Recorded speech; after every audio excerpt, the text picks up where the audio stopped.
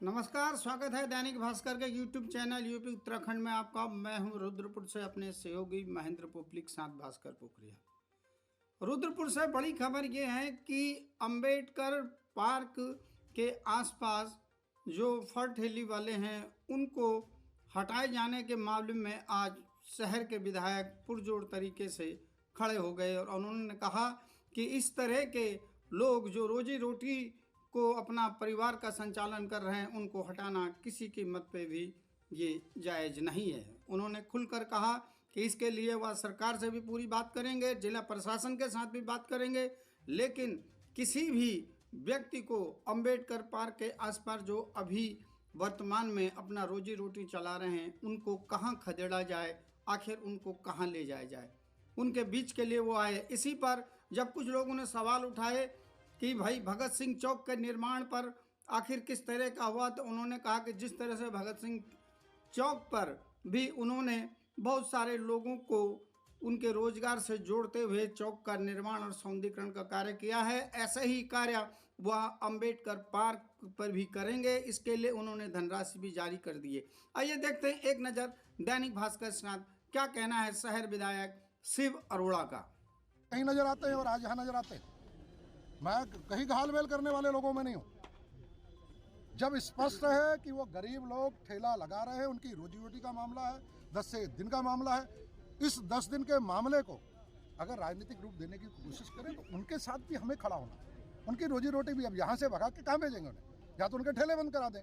लेकिन ये तय है कि अगर किसी ने इस तरीके का भ्रम फैलाने की कोशिश की है कि अम्बेडकर पार्क में स्थायी व्यवस्था की गई है, स्थायी रुपए से ठेले लगाए जा रहे हैं, अंबेडकर पार्क समाप्त हो जा रहा, तो मैं उन्हें चेतावनी दे रहा हूं कि इस तरह के झूठ भ्रम की राजनीति बंद कर दें, वरना उनका अंजाम ठीक नहीं होगा। क्योंकि झूठ भ्रम कोई विषय है, प्रशासन ने, मुझे नहीं पता, प्रशासन से मेरी बात हुई नहीं, क्योंकि मेरे पास तो रात को विषय आया।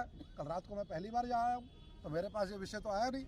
लेकिन प्रशासन से बात कर सकते, मैं यहाँ का जनप्रतिनिधि हूँ। मेरे पास भी पता लगा, सुरेश जी, नरेश सागर जी हमारे और बाकी हमारे नेतागण, इनका फोन आया। मैंने कहा मैं स्वयं आऊँगा, क्योंकि मैं हमेशा जनता के बीच में आके बात करने वाला व्यक्ति हूँ।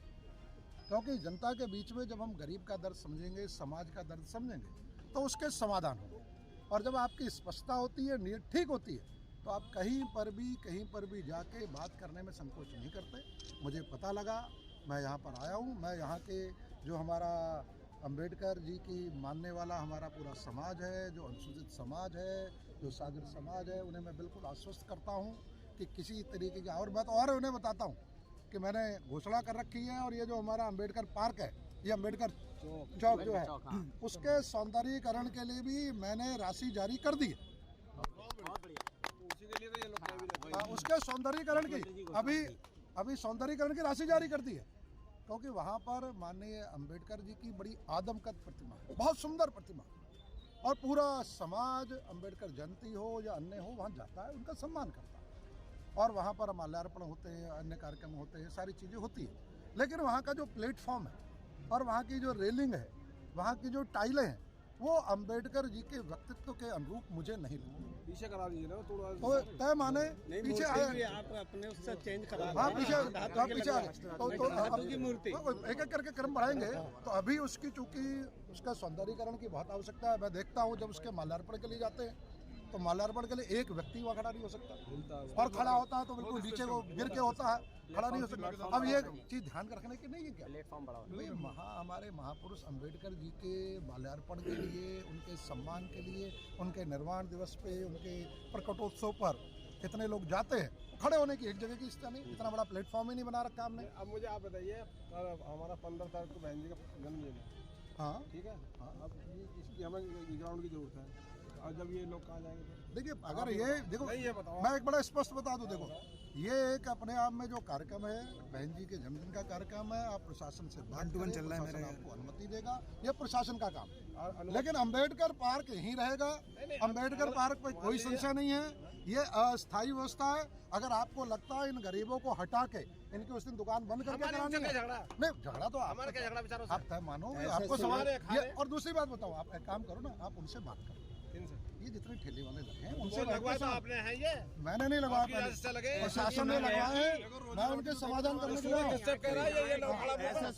इसमें गेट और लगवा रहे कौन कह रहा है मैंने लगवाया? जरा वहाँ नीचे कुत्ते, जानवर, गंदगी, ये भगत सिंह चौक में रहती थी। भगत सिंह, सरदार शहीद भगत सिंह के नाम पर जो चौक हमारे शहर के अंदर, और उसका जो है पुराने वाले जनप्रतिनिधियों ने यह हाल कर रखा था कि टोटी रेलिंग है, गंदगी पड़ी है, जानवर आके वहाँ पता नहीं गंदगी करके जा रहे हैं, वहाँ आदमी जा नहीं सकता बदबू के मारे। और उसका सौंदर्यीकरण मैंने किया है क्योंकि ये हम महापुरुषों के प्रति सम्मान है।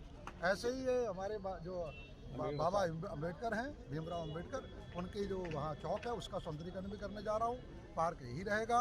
दूसरा, अब आप बैठ के मूर्ति बड़ी लगवाए आप उसमें, चिंता मत करो, बड़ी मूर्ति कर दो ना, पहले सौंदर्यीकरण करने दो, सौंदर्यीकरण कर रहा हूँ। समय पे लगेगी, सौंदर्यीकरण हो जाएगा, लगेगी। हम सब समाज के लोग लगवा दे अपनी तरफ से, कह दो आप ये भी कह दिए कि बाटा चौक के जगह अम्बेडकर चौक होगा